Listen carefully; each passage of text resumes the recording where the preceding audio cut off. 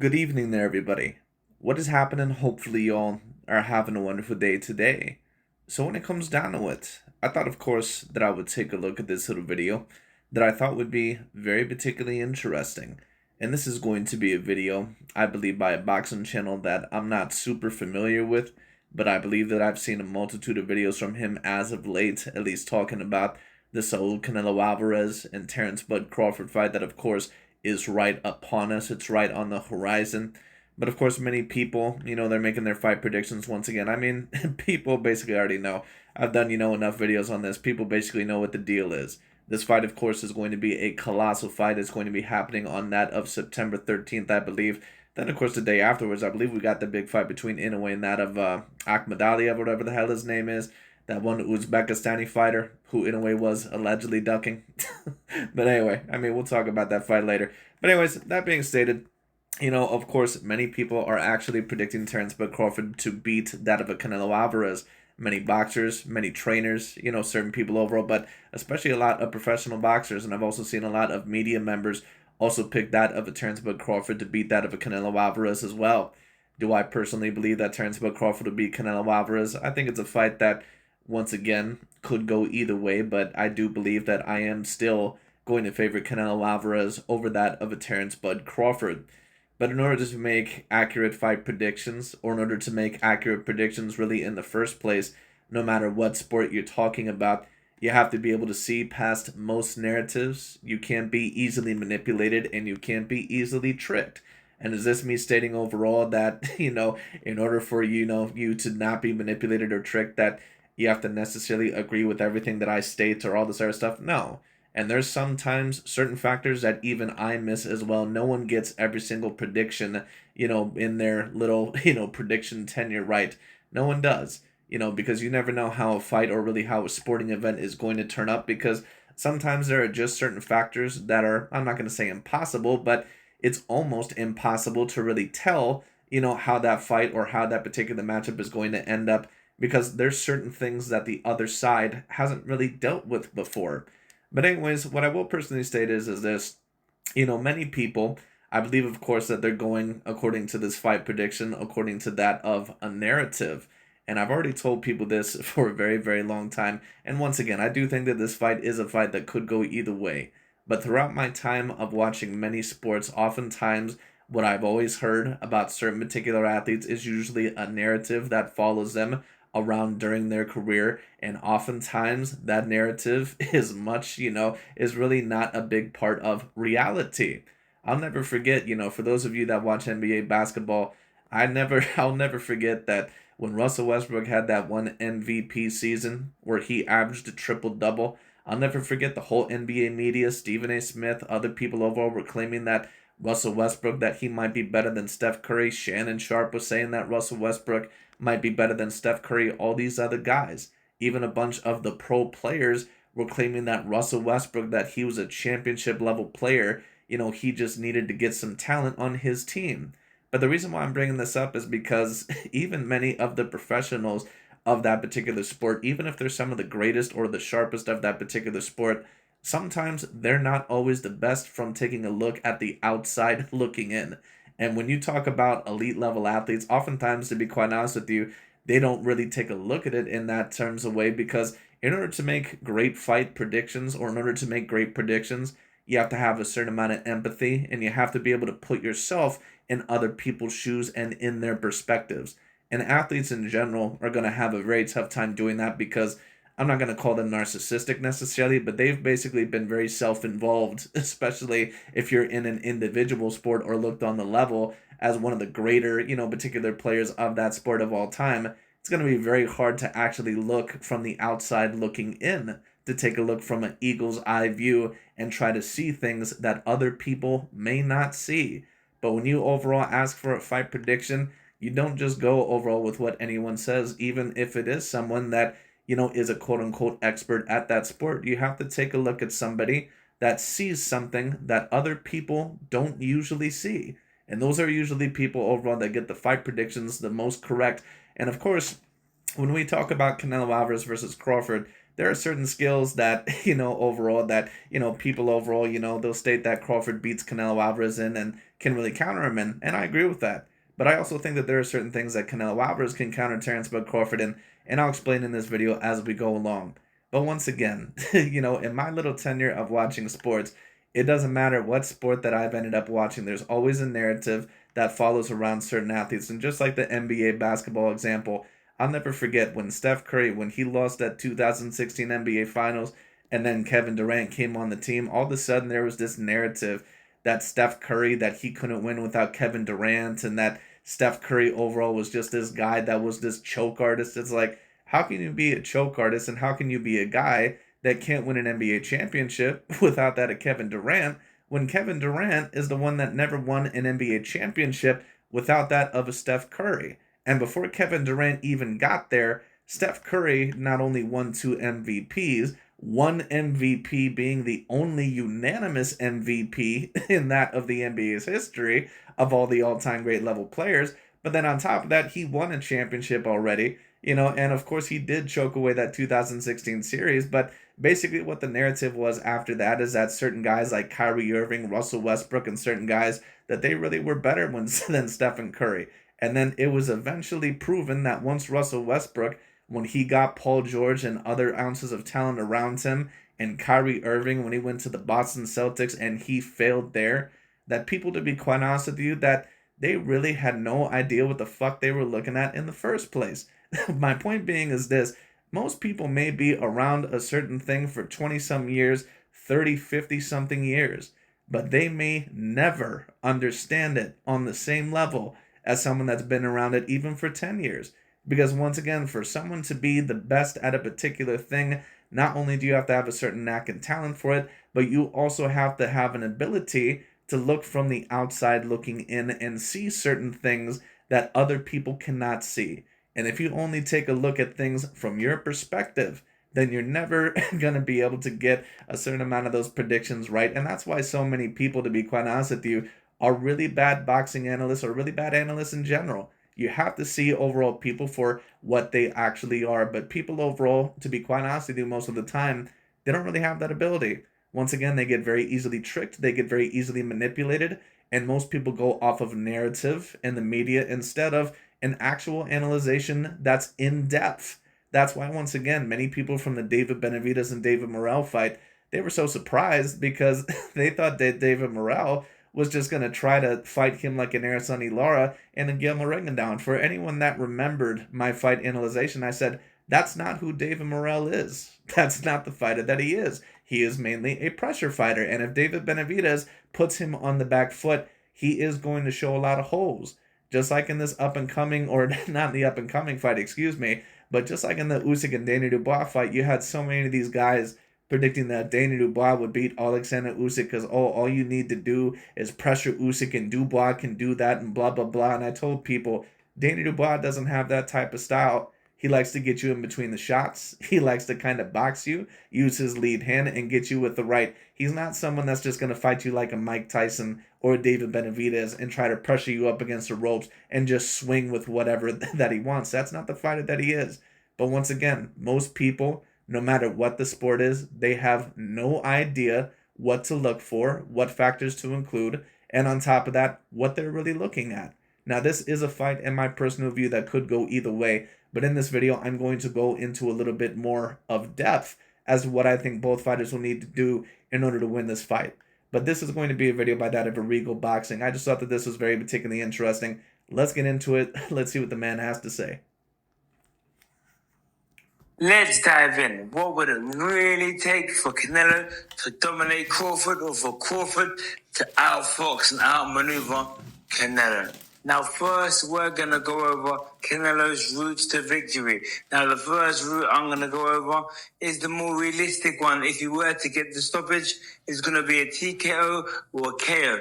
And the way he's going to do this is going to time a counterpunch. We've seen him do this against Amir Khan. We've seen him do this against... This is also something that I want to bring up about Canelo Alvarez very quickly. Because you have certain people, of course, that compare Canelo Alvarez to Errol Spence on the surface. And I understand, after watching recent fight footage, why they believe that. because Errol Spence had the same plotting lead hand, and then overall the overhand left, kind of what Canelo Alvarez does with his plotting lead hand, and when he tries to hit you with that overhand right or that right hook. But the thing that people aren't understanding is that first of all, not only does Canelo Alvarez set it up to a different type of degree, but he's also way more defensively responsible, and he's someone that is also a lot more harder to hit. And he also does something that Errol Spence did not do really throughout that whole entire fight. Canelo also throws feints, and not just with his hands, but also with his upper body, and also at times with his feet. And although Canelo Alvarez is oftentimes not credited for having great feet, he's not someone that, in my view, has great feet. He is someone that has good enough feet to get by. And then on top of that, he's exceptional in almost every other single category, although he does make a few mistakes. But there's things overall that Canelo Alvarez that he also is exceptional at.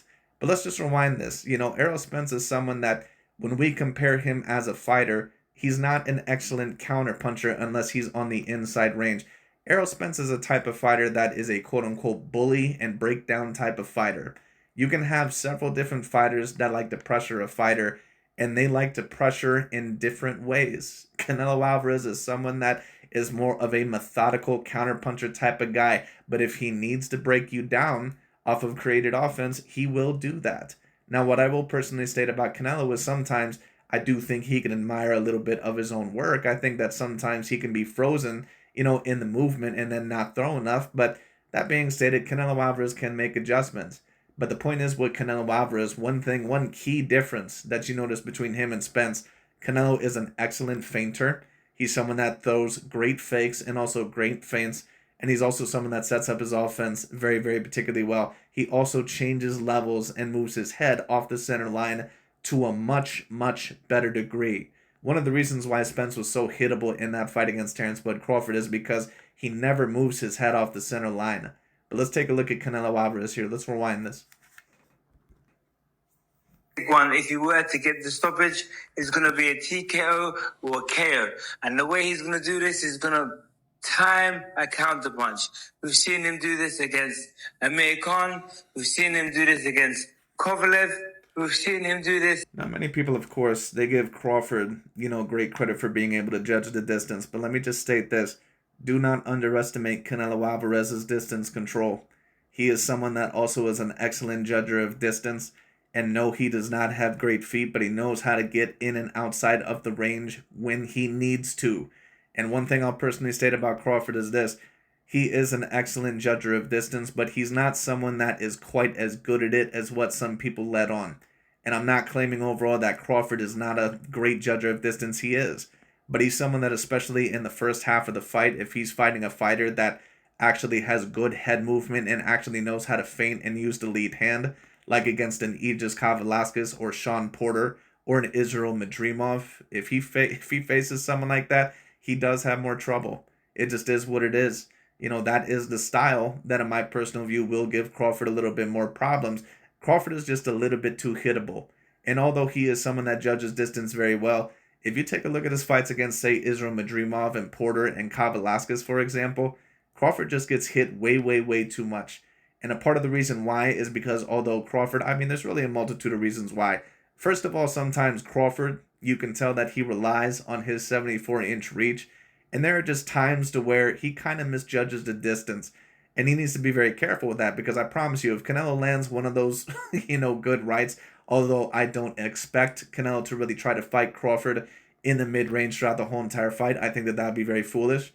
But even that being stated overall, Canelo Alvarez, you still have to be very careful because he is an excellent, even at this age, mid-range counterpuncher. Errol Spence is not someone that has really ever been an exceptional counterpuncher unless he's on the inside range. Errol Spence is someone that likes to get you in the clinch, kind of get you with shots, uppercuts, and hooks, hit your elbows, hit your arms, and hopefully that you tie him up with one arm so he can just, basically, just stab, that other hook right into your body. He likes to break you down, kind of like what Andre Ward did on the inside a little bit, with certain fighters. Although Andre Ward, of course, could fight in better ranges, in my personal view, compared to that of an Errol Spence Jr. But the point is that that's the type of fighter that Errol Spence is. Now, Canelo Alvarez, of course, can do that to a certain degree, but he's a more methodical and a more patient and also more of a counter puncher than what an Errol Spence Jr. is. Canelo Alvarez doesn't really always work off of volume. He works off of accuracy and he works off of sharpness. But the thing that Canelo Alvarez can do is that overall, when he needs to, he will break you down if he's not able to just completely outbox you. That is one thing that Canelo Alvarez will do, and we've seen that against Charlo. We've seen that against Caleb Plant. We've seen that against a multitude of other fighters. Now, that being stated, is Canelo someone that is the same fighter as what he once was? No.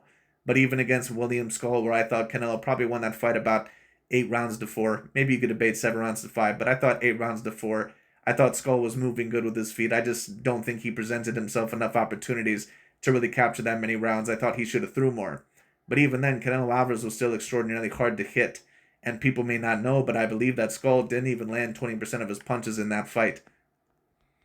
Against Billy Joe Saunders. I'm so sorry, it slipped my mind. So he was losing against Amir Khan. He was losing against... Well, I think that Canelo Alvarez lost the first 2 rounds against Amir Khan, but not only was Canelo Alvarez starting off slow against Amir Khan, but on top of that, Amir Khan was the smaller and the quicker fighter, so that's not really something overall that, really, that really just comes to my eye when I take a look at it. Now, some people may say, well, Terence Bud Crawford was dominating him from the get-go, right? And that's understandable. But Crawford, first of all, not only fought a more washed-up version of Amir Khan, but on top of that, Canelo Alvarez is a little bit more patient in his approach. And on top of that, Canelo is someone that also is the naturally bigger man. He's not as all-around quick as a Terence Bud Crawford, although he is very fast at his absolute best for his size. But the point is that Canelo Alvarez was always going to have a different approach for a smaller fighter. You have to.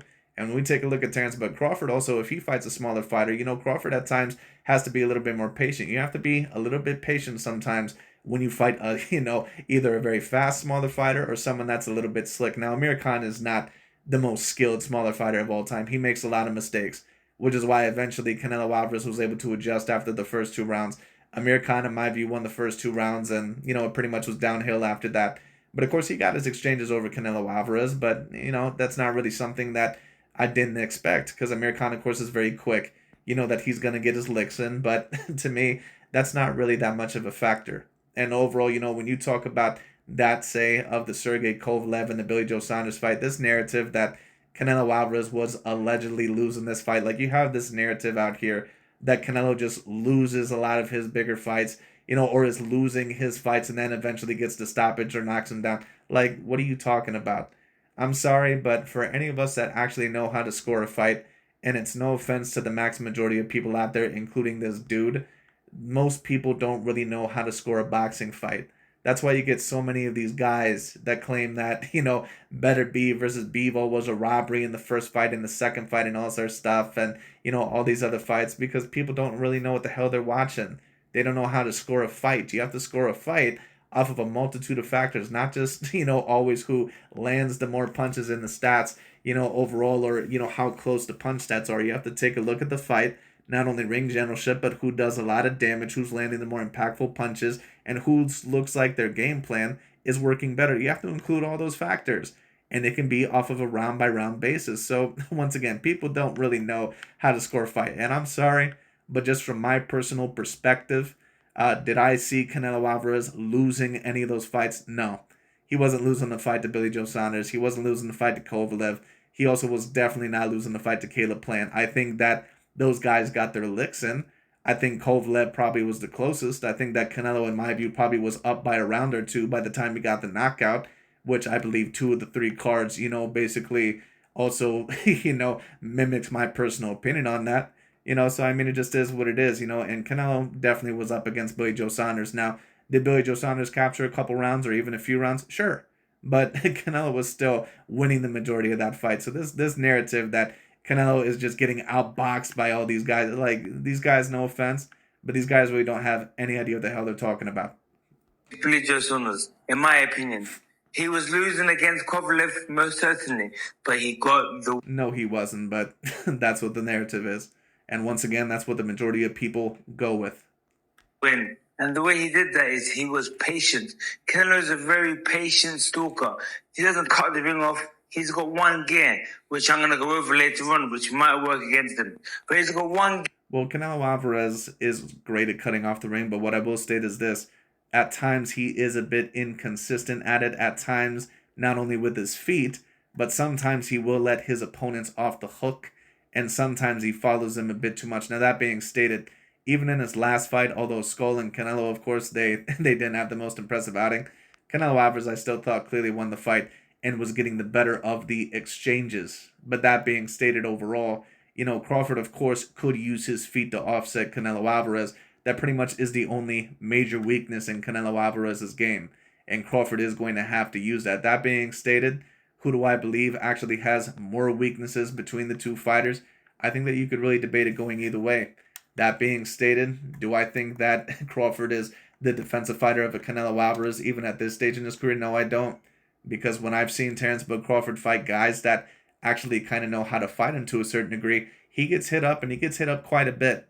You can take a look at his fights against Sean Porter. You can take a look at his fights against Aegis Kavalaskas. You can take a look at his fight overall against Israel Madrimov. He gets hit up way more than what he probably should for being labeled as this defensively sound fighter. He's not really someone that's a defensively great fighter. Now against Errol Spence, he was absolutely phenomenal in that fight, and I do expect overall that he will probably be more defensively impressive against Canelo.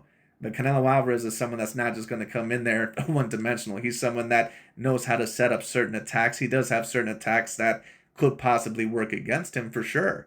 And if Crawford knows how to time it, and if he's smart enough and makes certain adjustments, he definitely still can time Canelo Alvarez coming in, no doubt about it.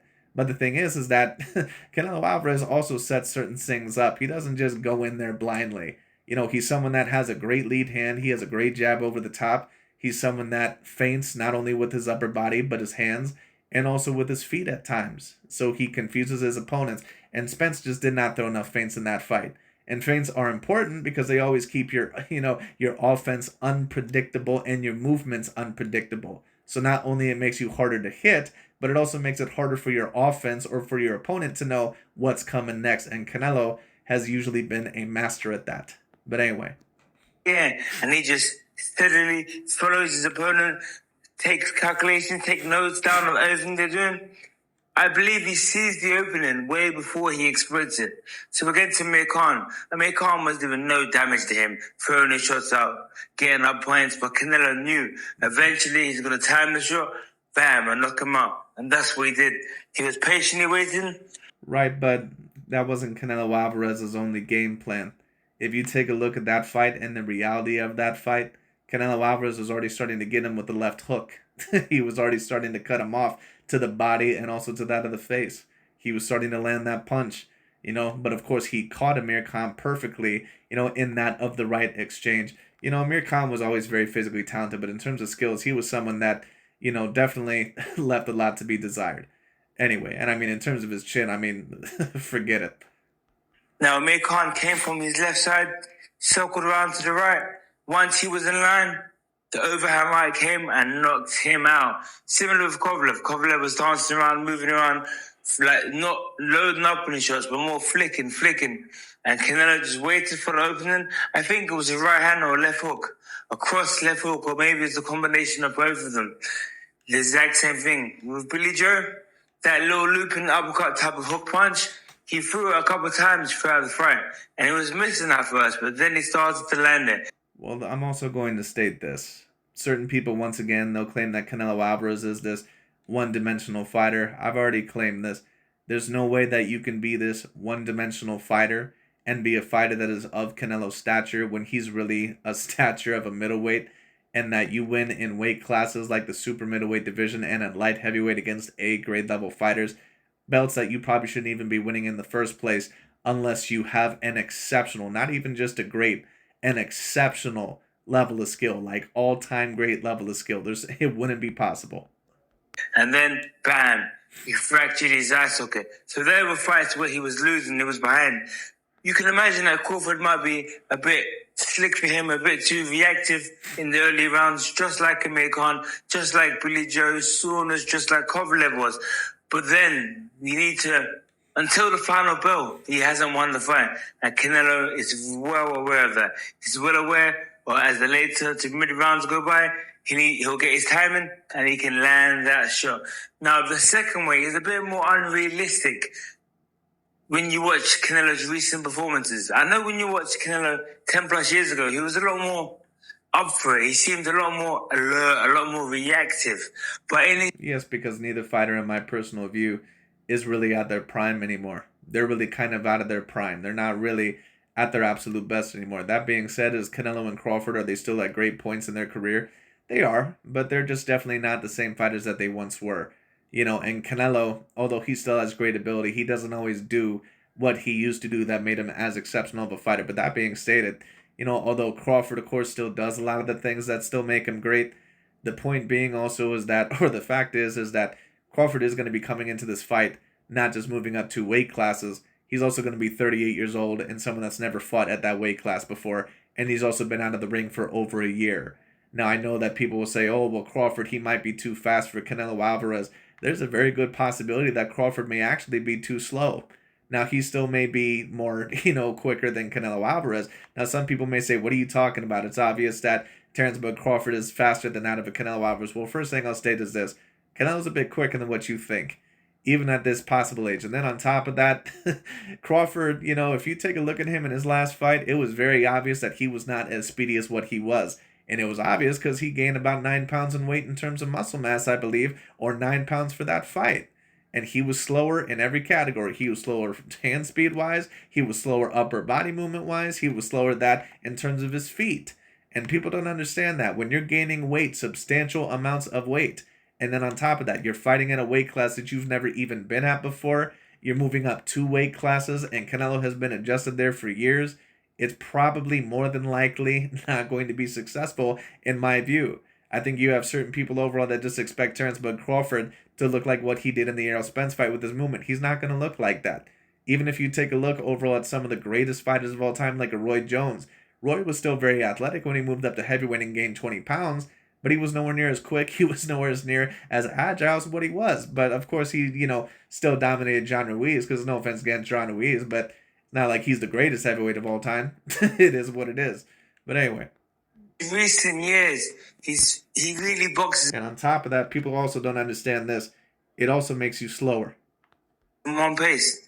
Or not slower, excuse me, but it makes you tire out more. It's going to make Terence Crawford, compared to what he regularly is going to make him slower in every category. Now, could it still be enough to win the fight? It could be. But I don't think that Crawford is going to be as quick overall as what some people realize. If he were to get a points victory, which I believe he'll have to do this, and if he did this, he probably would have beaten Bivol also. Cut the ring off, make it a dog. Well, the thing is about the Bivol fight to me is this. I understand overall that people are taking a look at Dimitri Bivol and they're like, well, Canelo couldn't beat a boxer and Dimitri Bivol, but I mean, listen, I get it. But the point also is that there are certain things that Bivol has that Crawford just does not have. And I'm not talking about necessarily in terms of the skill size. Dimitri Bivol is 6 foot and he's someone that's a natural light heavyweight. Canelo's not that guy. He's not a light heavyweight fighter. So I think people taking a look at the Bivol fight, don't get it twisted. I'm not saying that there's not certain things that, Terence Crawford can take a look at. But just to think that Crawford is just going to be able to do the same things that Bivol did, especially when Bivol was someone that was a decent amount bigger than that of a Canelo, or at least Canelo didn't belong at that weight class. I mean, to me, that was very similar to Trinidad versus Bernard Hopkins situation. To me, it's like, don't get it twisted. There are certain things, but Bivol, to be quite honest with you, a lot of the times he was beating Canelo Alvarez, it really, to be quite honest with you, it wasn't even when Canelo Alvarez was pushing forward. It was really more when Bivol had him up against the ropes and was beating the shit out of him. Now, I'm not claiming overall, once again, that Bivol did not outbox him at certain points, but if you also take a look at Canelo Alvarez during that fight, it's also very obvious that he's just not at best form. He's too lethargic. He's too slow for that fight. He gained too much muscle mass. He doesn't belong at that weight. He was breathing heavy even within the first 2 rounds. There was no way that Canelo Alvarez, with the condition that he was in for that fight, and on top of that, even fighting at that weight class in the first place against the best light heavyweight in the world, or eventually the future best, light heavyweight in the world, there was no way it was going to happen. Joe Frazier. And even then, Canelo Alvarez, was still able to win a few rounds in that fight. Ali comes to mind. Now, Ali was dancing around, and we wanted to dance around, but Joe Frazier said, no, you're standing there and you're fighting me. He was very reactive. Ali steps there, he steps across, just like Mike Tyson. Now, Alvarez has got this thing where he plods forwards, He might barely land 2 body shots like against Skull, but then they're off. And then he just plods forwards. He doesn't cut the ring off. He doesn't hold the center. You might see a glove kick with his rear foot in the center, and he's following you around. But Canelo is literally... And that's not necessarily the worst point at times, as I've already stated. Sometimes Canelo will let you off the hook. But one thing I'll say about Canelo Alvarez is this. Canelo still can cut off the ring to a very, very good degree, and he sets up his shots extraordinarily well. And one thing I'll say about Crawford is this. Sometimes he does back up in a straight line a little bit too often, especially in the early part of the fight. Now, he does usually make the adjustment in the second half where he does use more lateral movement and occupy the vacated space. That's one thing that Crawford does to a great degree. But I just don't think that Canelo is going to do the same things as what Errol Spence Jr. did in that fight. I think that, first of all, Canelo Alvarez is someone that is going to possibly do a lot of damage to Crawford, not only with his shots, but someone also that, also has a great lead hand and knows how to maneuver his opponents. But that being stated, to this man's point, he is correct. Sometimes Canelo Alvarez, he does let his opponents off the hook up against the ropes. He just plodding in front of you. But if Canelo was to get rid of that, if Canelo just cut the ring off, and kept it close range, I could see Crawford would have a lot of trouble. That's the truth. Crawford would have a lot of trouble because he won't be able to. It won't be as easy for him to use his footwork to escape. That route to victory seems a bit more far-fetched, but it's possible. Now let's dive into how... Yes, it is very possible. And I'm not going to say that it's a bit far-fetched at all because Canelo Alvarez, although he's not the greatest I've ever seen at cutting off the ring, he's someone that still cuts off the ring to an elite level degree when he's at his absolute best. That being stated, overall, Canelo, he does overall have a little bit of problems, with quicker feet. But the thing that Canelo needs to really watch out for in that fight against Crawford is that he needs to make sure that he's not letting Crawford off the hook a little bit too much in terms of the ropes and letting Crawford get in the vacated space, kind of like what he did with the William Skull, and then basically allow Crawford to possibly get off with certain punches, and just allow Crawford to move around the ring the whole entire night. That, I believe, is more than likely what Crawford is going to try to do. But that being stated, if you're Terence Crawford, stay off the ropes. And then on top of that, do not back up in a straight line, even from the early get-go. That's really the only way, in my personal view, that you're going to be able to set Canelo Alvarez off balance. Crawford, in my opinion, can get the victory. Now, it's very important to note that he is a southpaw, and Canelo seems to historically trouble with southpaws. Well, he had trouble against Araceli Lara, and I mean, he had a bit of trouble with Billy Joe Saunders, but to be quite honest with you, the quote-unquote trouble that Canelo Alvarez had, I mean, it was a little bit overblown. And I mean, the fight against Araceli Lara, although he did have a lot of problems in that fight, he did make proper adjustments in my view to just get that fight. Lara put on a great performance, but in my view, he just didn't throw enough in certain rounds. Canelo's pressure eventually, I think, just kind of gave the judges overall, made it give it to him. But anyways, point being is that actually I believe that Crawford's southpaw stance may actually be an advantage for Canelo Alvarez. And the reason why I state that is because when you take a look at Canelo, a couple of the punches that he can be a little bit more vulnerable to, is, I believe, a left hook. I seen it a little bit in the Jermell Charlo fight because although Canelo is great defensively, sometimes he can pull his right hand a little bit away, at least when he's backing up. But the thing I will state is this. One of the punches that Crawford would really want to utilize is that left cross over the top, or that's one of the punches that he really likes to utilize. And Canelo Alvarez, when he has that plotting lead hand there, he's someone overall that keeps his right hand up relatively well. Now, Crawford is someone that, of course, has a great right hook over the top, so maybe he could possibly take advantage of that as well. That is something that, of course, is very possible, but Crawford needs to be defensively responsible at all times. Lara, that's shots. He seems to have a bit of trouble when he boxes outboards. Well, it might just be... And another punch that Crawford really needs to watch out for is that shovel left hook. Because if that shovel left hook hits Crawford flush, there's no telling overall the damage that might do. And I understand that people are saying that I think Crawford can take Canelo Alvarez's best punches. Do I personally believe that? No, I don't. Not if overall Canelo Alvarez is able to land flush. Now, if the fight is able to be similar to that of a Sugar Ray Leonard versus Marvin Hagler, or that of a Canelo versus that of a William Skull, then yeah, he might be able to take some of his punches because they're not landing with the full effect. But if it looks anything like the Jamel Charlo fight, Crawford's going to be in a lot of trouble. Their mover. Well, Crawford is both. He can switch it. So if he was to stay southpaw, that could frustrate, that could infuriate. This is my thing about Terence Bud Crawford.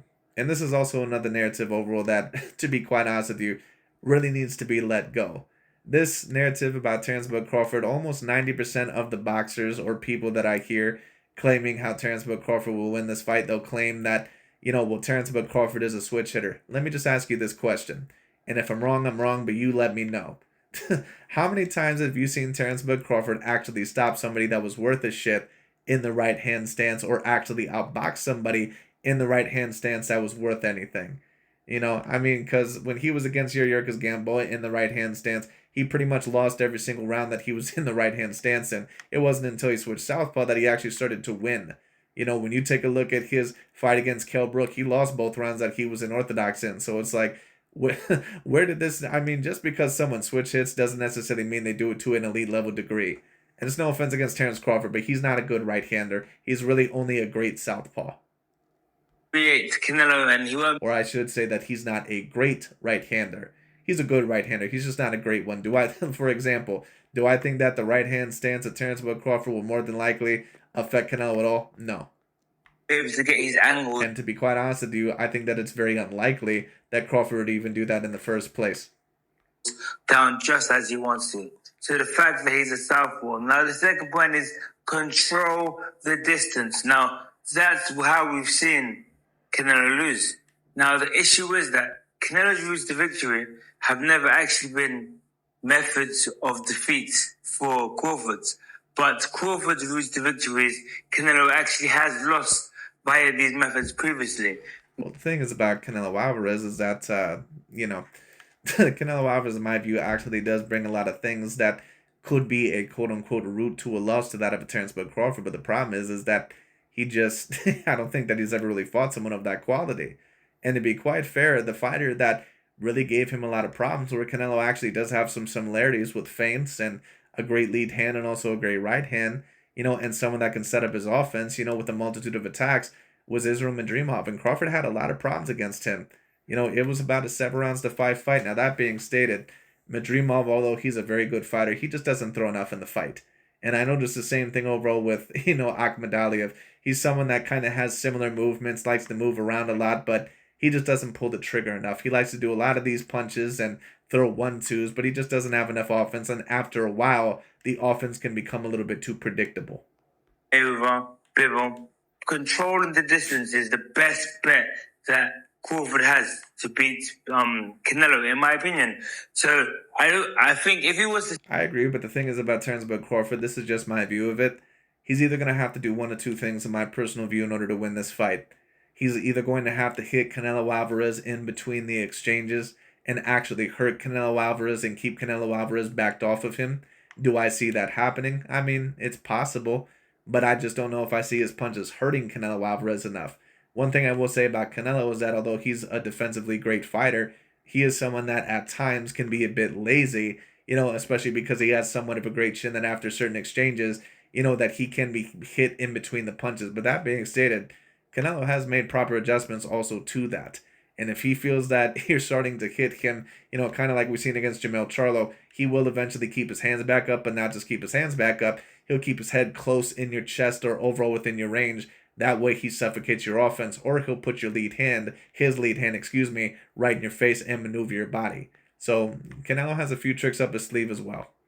Stand still and try to trade and try to catch shots. I could see it being a long night whilst the fight lasts, but a short night because you might get stopped. Even though it's never previously been stopped, we have to realize that he's stepping up 2 weight divisions, and Canelo is a fighter that when somebody comes to fight and they're a bit smaller, he usually... Agreed, and what I'm also going to state is this.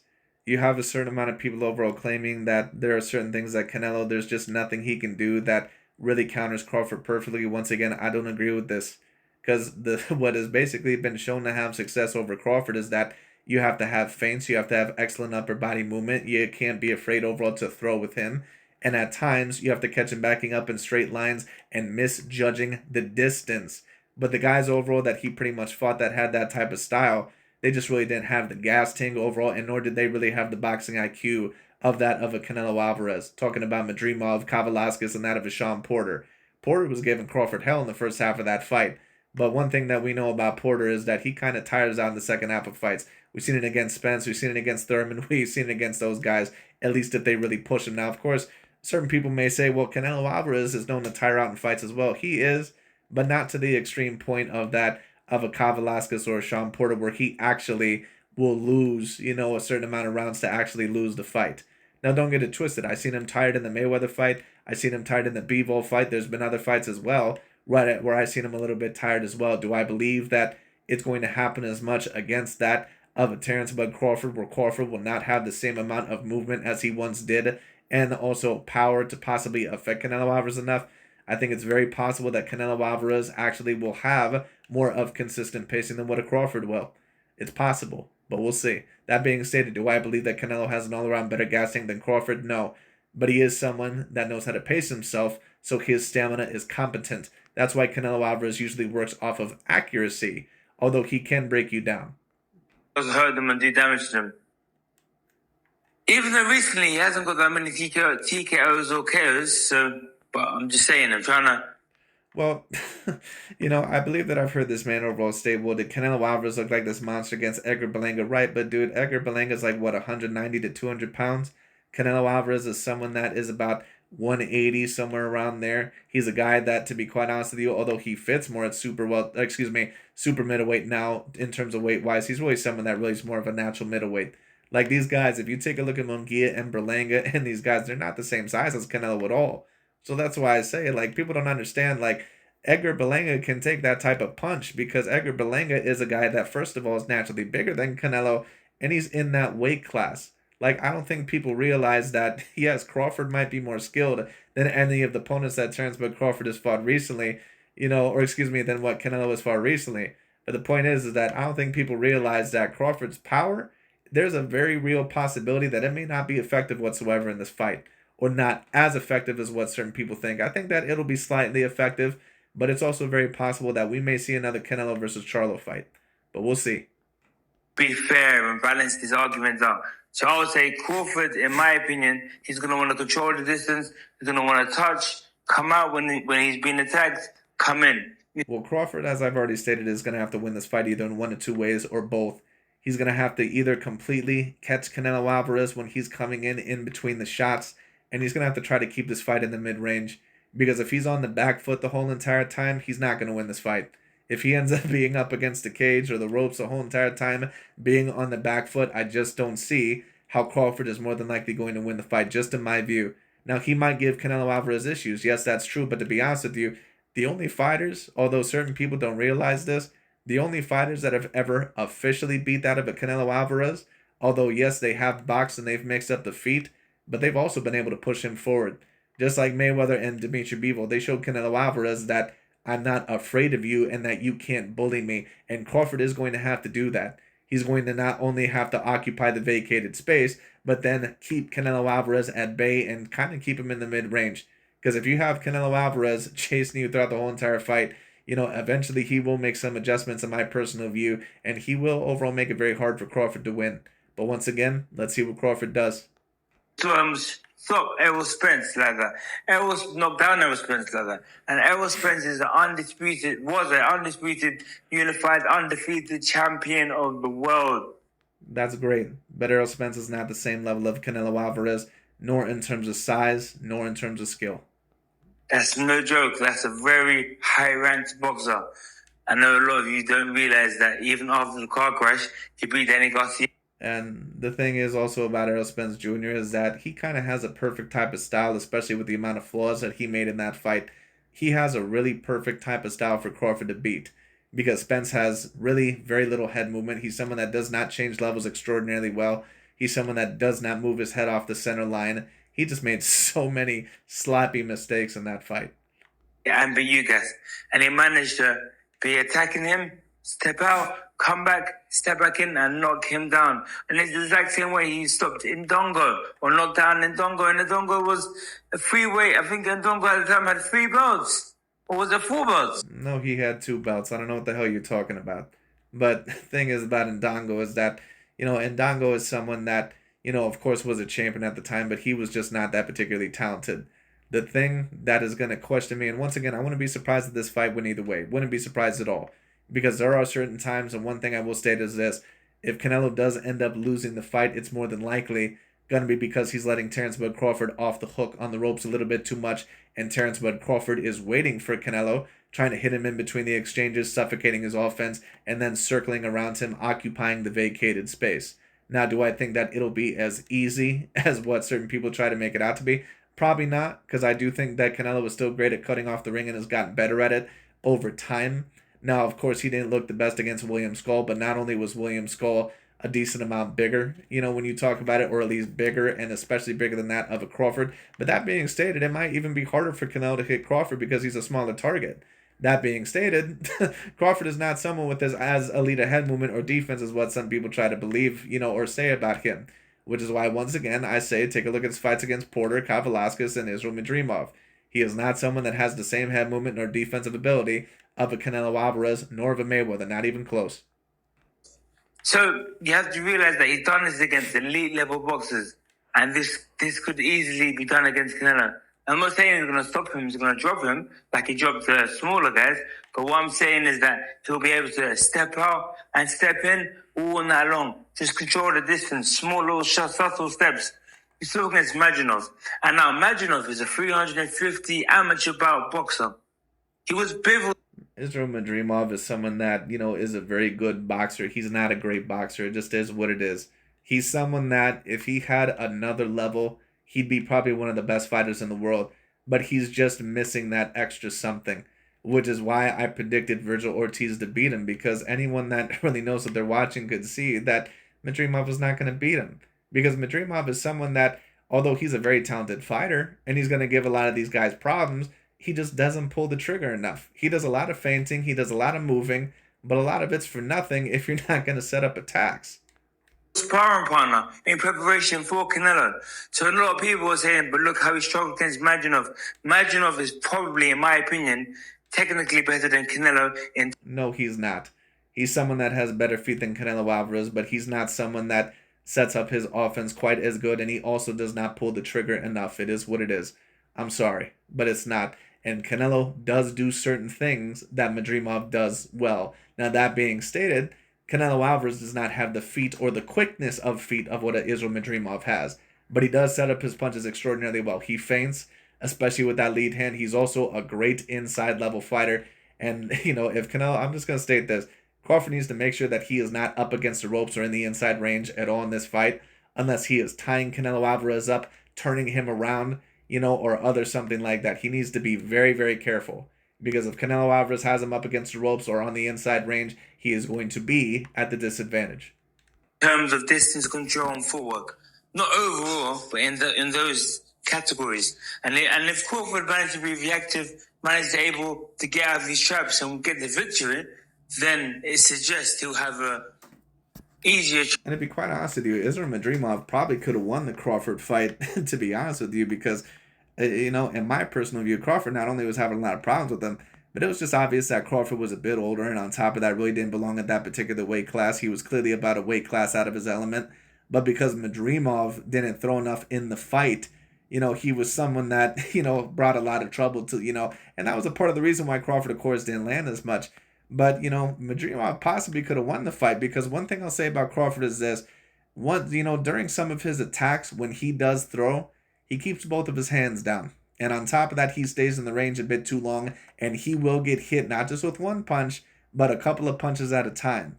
And you can see this not only against Madrimov, but Jose Benavidez and Aegis Velasquez and Sean Porter and Gamboa at times. Sometimes Crawford gets a little bit too greedy. And one thing I am going to wonder is this: if Canelo does start cutting off the ring very early to a decent degree and starts hitting him with his arms, and if Crawford starts to get more wild, and on the inside, if he starts to try to throw offense at Canelo Alvarez and Canelo times him perfectly and hits him on the chin, is Crawford going to be able to recover from that? Because I promise you, if Canelo catches Crawford, let's just say, for example, that the first, 5 rounds pass by and Canelo's winning the fight 4 rounds to 1 or something like that, and Crawford starts to get a little bit more desperate, because there is a possibility of that Crawford may get a little bit more desperate. I would not be surprised at all. And if Canelo Alvarez times him well and hits him with a flush shot, is Crawford going to be able to recover? Because Crawford, although he doesn't have a bad chin, he's not someone that, first of all, has ever been adjusted to that weight class, and he can be hurt. We've seen it multiple times. Doing so against Canelo, in my opinion, again.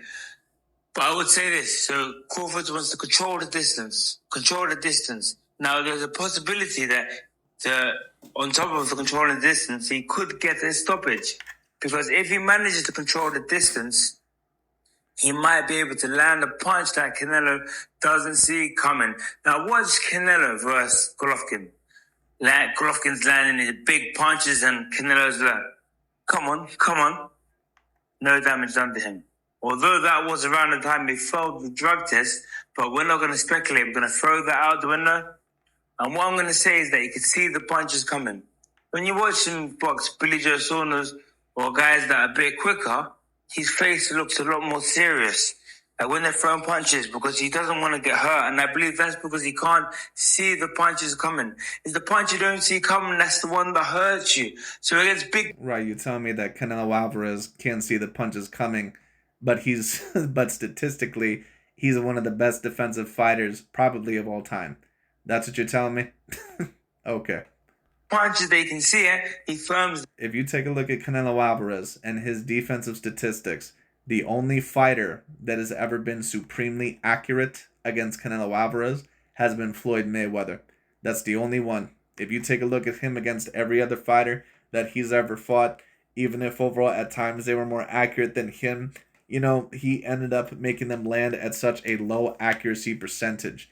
Even against Dimitri Bivol, believe it or not, Dimitri Bivol landed at a lesser accuracy percentage than what a Sean Porter did over that of a Terence Bud Crawford, or what an Aegis Kavalaskas did over a Terence Bud Crawford, or what what was his name, Israel Madrimov did over that of a Terence Bud Crawford. So once again, Canelo is a lot harder to hit than what certain people say, and that's because of his upper body movement, changing levels, feints, keeping his opponents guessing. Once again, he is not someone with great feet, but in every other category, he's pretty much great. And I think people sometimes get confused and they believe, he's just got an iron chin, he can't get hurt, but he can. It's about perception. If you're if you can't get the right, you can't sense the information coming towards you, how can you prepare for it? You can't, and that's why you get stopped. So Crawford actually could hurt. Well, either person overall could potentially get stopped in this fight, but if you're asking me in my view, who is more than likely going to get stopped in this fight, it would probably be Crawford. And the reason why that is because Crawford is, you want to talk about someone overall that doesn't always see the information, that probably actually is more really of Crawford. And the reason why I state that is because, once again, take a look at how many flush punches Crawford will get hit sometimes, especially with a guy that knows how to move and knows how to feint. He gets hit with lead hands and right hands and inside punches all the time. Take a look overall, once again, against his fights against Porter, Kavalaskas, and also that of Madrimov. He gets hit way too much in those fights. Stun, drop, or stop Canelo if he's able to get Canelo involved in a fight. And a part of the reason why Canelo Alvarez, has never really been hurt is not just because he has an all-time grade level chin. It's also because he knows how to slip with punches and knows how to lessen the impact of the punches. And that's why upper body movement is such an important thing. And at times it even can be a little bit more important than feet. Because feet is great, but if you don't have the best upper body movement, and if the guy eventually knows how to cut off the ring and actually knows, overall how to counter you, that can be a problem. Especially with Crawford moving up a couple weight classes. Land that punch, touch him, come out, and then touch him again when he's not prepared for it, like he's done numerous times in his career. There's another aspect that we need to talk over, and that is the intangible conditioning. We've seen that Crawford adapts. That's his main thing, is adaptability. No one in boxing adapts like Crawford. No one. Well, he adapts extremely well, but it's also no offense against Terence Bud Crawford, but how many fighters has he really fought where those guys are really going to challenge him for a full 12 rounds? I mean, Errol Spence, I guess, to a degree, but Errol Spence is, unless he's on the inside range, he's not someone that is the most adaptable fighter. Canelo is someone that will adapt. He is someone that does adapt. Now, that being stated, he does have certain things, once again, that just trouble him. Great foot movement. Sometimes he will, let his opponents off the ropes a bit too much. So there definitely are certain things that Crawford can take advantage of. But when you hear so many of these points overall about Crawford, oh, he's a switch hitter, oh, he's adaptable, all this is people just giving surface level analyzations. Crawford, once again, of course, is a great adapter. There's no doubt about it. But also, if you take a look at some of his fights where he actually had a lot of problems, he still does not adapt to certain punches well. It just is what it is. You saw Canelo against Skull. Round 1 to round 12 was the exact same. He couldn't adapt. Crawford Skull dancing around, he couldn't adapt. But you saw Crawford. Well, I'm not going to state that Canelo Alvarez couldn't adapt because he still clearly won the fight. I think that if Canelo Alvarez overall couldn't adapt, I don't think overall that he would have won the fight. Canelo did make certain adaptations in that fight. He was starting to cut off the ring a little bit better. He was overall starting, to kind of get William Skull a little bit more right in front of him. Versus Gamboa, and you saw Crawford make adaptations. We've seen Crawford adapt every single fight and get the victory. So I would say that. Right, but here's my question for people overall claiming about the Crawford adaptations, and don't get it twisted. That is something that is going to be a factor. He's a great adapter, no question about it. But has Crawford ever really fought someone that's the adapter of a Canelo Alvarez? Someone that also can fight in a multitude of ways, and someone that also is weight classes heavier than him? It's going to be interesting. As the fight goes on and Crawford is adapting, will Canelo be able to keep up with the pace? Because in recent years, from round 8 onwards, Canelo's output seems to drop, which signals it. It does to a certain degree, but the narrative overall that, Canelo Alvarez, that he just completely overall in the final 4 rounds is just gassed out. I mean, that's a little bit overblown. When Canelo Alvarez is completely gassed out, he doesn't even try to chase you. He basically is up against the ropes because he's so goddamn tired. I've seen Canelo Alvarez in certain fights where he was tired. I've seen it against Golovkin in the first fight. I've seen it against, what was his name, Austin Trout. I've seen it against, Dimitri Bivol, of course. That's why Canelo was so much up against the ropes in that fight. He had no stamina whatsoever. But, I mean, the thing is, overall, is that against that of Jamel Charlo or Munguia or Berlanga, for example, I mean, there was probably a few rounds where he tired out a little bit, but his stamina and his pacing still looked relatively consistent. But we'll see. Suggests that maybe there's a. And the question also about Terence Crawford is how good is his stamina really going to be in this fight? Because if Canelo Alvarez is able to catch you early, especially within the first 3 to 4 rounds, I don't give a shit even if Canelo Alvarez doesn't hit you flush. If he's able to catch you even on the arms or the body or something else like that, you're going to feel that shit. And that is going to slightly wear you down over as the fight goes along. So we'll see. Conditioning issue. He's not fit enough. And when you're gaining that maximum amount of weight, and it appears that Crawford is at the very least trying to gain 10 to 20 more pounds against Canelo, I promise you, your body is not going to feel the same, and you will tire out more than what you did previously. It's just going to happen, even if you do have a great gas tank. Faster the tempo, which maybe is the reason why Canelo is a And it's also going to make you more hittable. Tempo pace fighter. He doesn't have gears. He doesn't go through the gears. And that is another worrying sign. Well, say Crawford, if he was to progress. Well, Canelo Alvarez does go into gears. But the thing is about Canelo Alvarez is that he's more of a methodical fighter. Crawford, I would state that he works a little bit more of a faster pace. And I think sometimes when they take a look at that at a slower, methodical fighter, people think that they don't necessarily go in gears. Like a lot of people, think the same thing about Rocky Marciano. But there's a reason why Rocky Marciano a lot of the times would get the latter round knockouts, because he would start to change gears. He would start to change things up. But I mean, I understand what the man is saying to a certain degree. At times, Canelo Alvarez, he has been tired in certain fights. But that also being stated, he has also been fighting guys that are clearly bigger than him. And when you fight guys that are bigger than you, that also tires you out to a greater degree.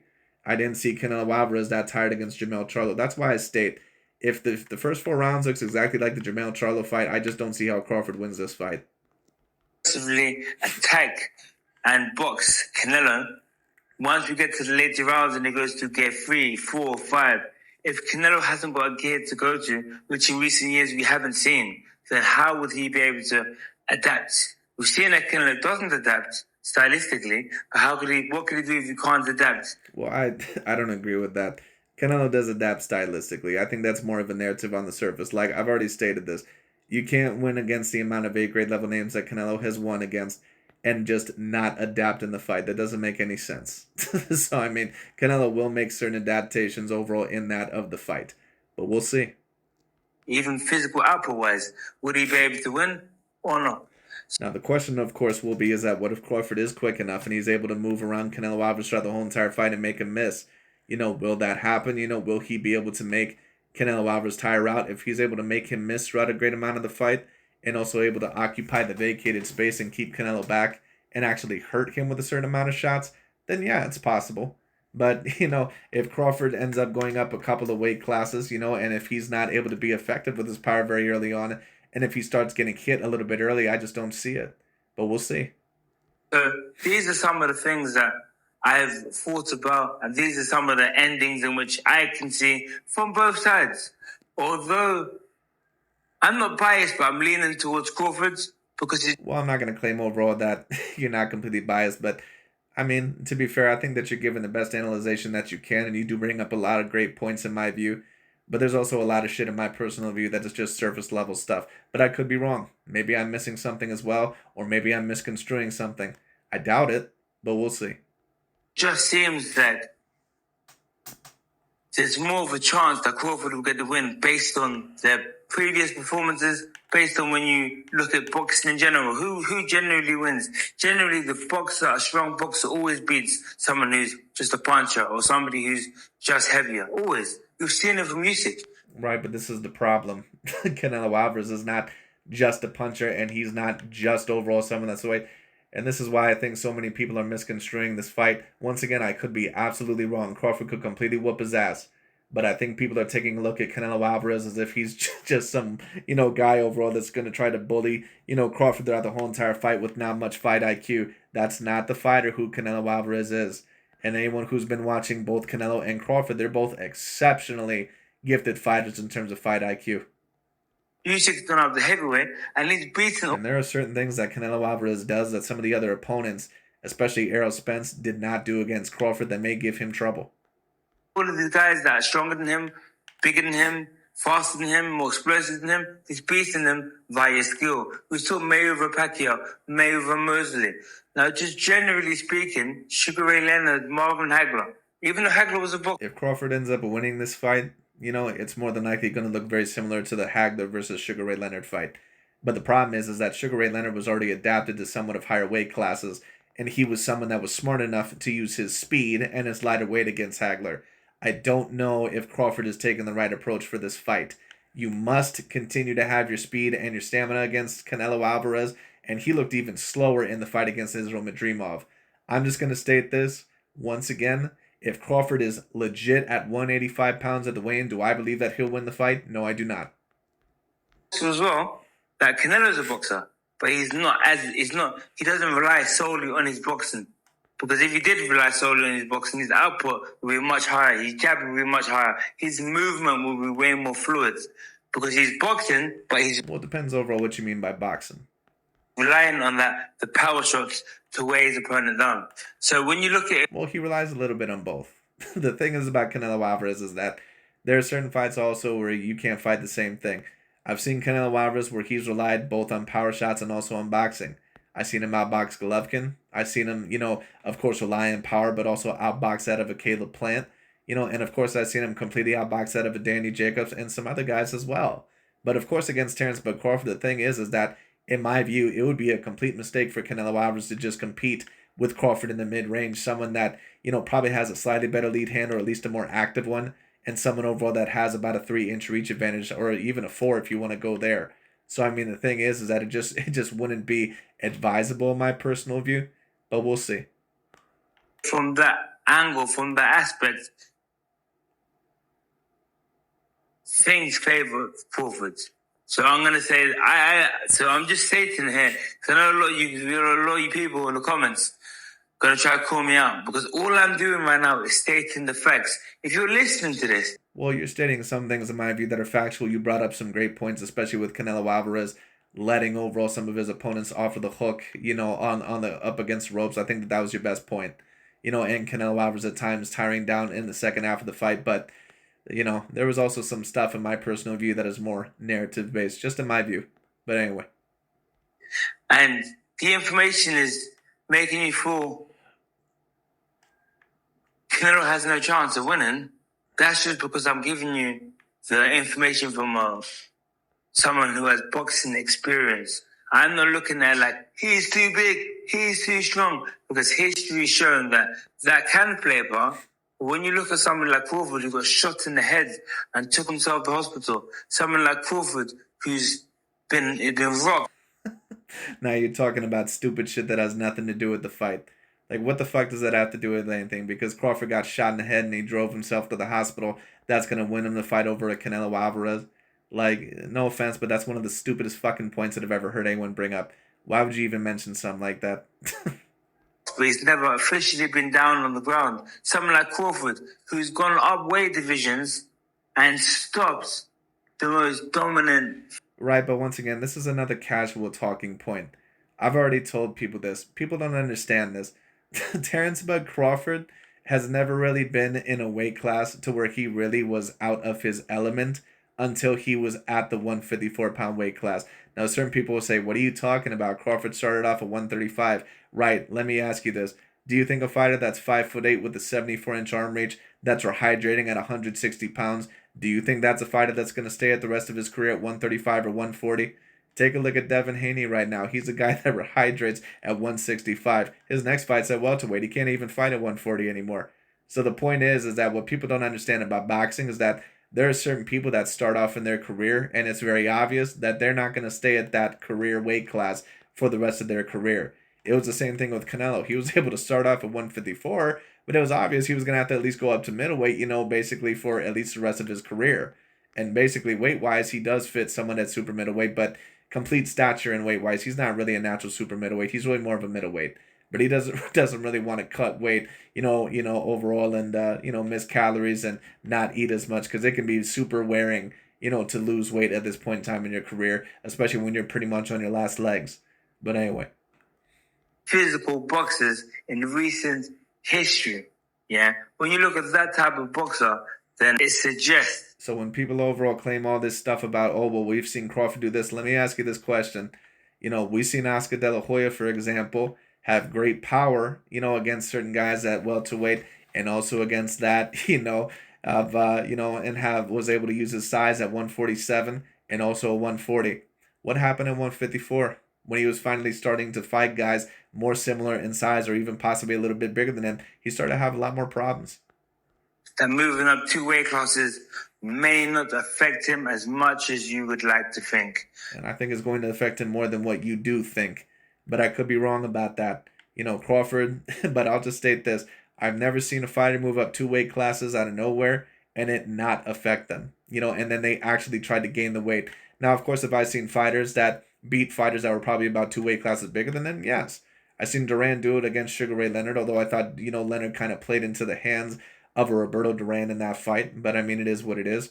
I've seen, of course, Sugar Shane Mosley beat that of an Oscar De La Hoya, but he still retained a lot of his speed there. It's not like I think he was trying to get as ballooned up as an Oscar De La Hoya. Not only that, but no offense against De La Hoya. De La Hoya is one of the most overrated fighters of all time, resume-wise and also skills-wise. Like, he's not the fighter that Canelo Alvarez is. I'm sorry. He's also not the fighter that Crawford is either. So let me know in the comments. Let's get this debate going on. Look at what I've explained and let me know if you agree with me or if you disagree with me. But I want to see a breakdown. I don't want to see... We need to move away from commenting and being emotional. And being emotional... I agree with that, but we also need to try to move away from this narrative-based shit about this stuff about, oh, Crawford has moved up in weight before, blah, blah, blah, right? But, bro, this is a completely... and this is why I always state, there are certain people that will mention a good portion of things, but they still only have about 60% of the analyzation. There are certain things that people still don't know how to look at. And the thing is that I think that a lot of people, just in my view, just in my personal view, there's a lot of factors that people are not looking at in this fight. But I could be wrong. Let's see. But anyways. When we're thinking about who's going to win, this is just based on styles. The winner of this fight is going to be based on styles, not based on how many fans they have. So let's get down, comment beneath, and let me know. Also, if you're in the Forest Gate area, Hit me up, Regal Boxing Gym, and let's learn some real boxing. Forest Gate, London, Regal Boxing Gym. Bye. But anyways, that pretty much is about it. But I thought that overall he brought up some very, very good points. I don't agree with every point overall that he brought up. Of course, I would say that a lot of it was narrative based, but he did bring up some stuff that I thought was relevant. That being stated, do I agree with his complete breakdown? No. The two breakdowns so far that I've agreed with the most, at least personally, has been that of Joel Diaz's breakdown and also that of Sugar Shane Mosley's breakdown. So far, those two guys are the ones that, in my view, hit the nail right on the head. But we'll see. But like I said, you never know. A fight could always end up different. We'll see. But that pretty much is about it for today. Thank you all so much for watching, and we'll see where this goes. But this fight is going to be very interesting. We'll see. I do think that this is a fight that could go either way, just because I'm not quite sure what version of Canelo Alvarez we're going to get. And also, I'm still not quite sure what version of Crawford we're going to get. But it'll be interesting. But we'll see. But that pretty much is about it for today. Thank you all so much for watching. I'll talk to you all later.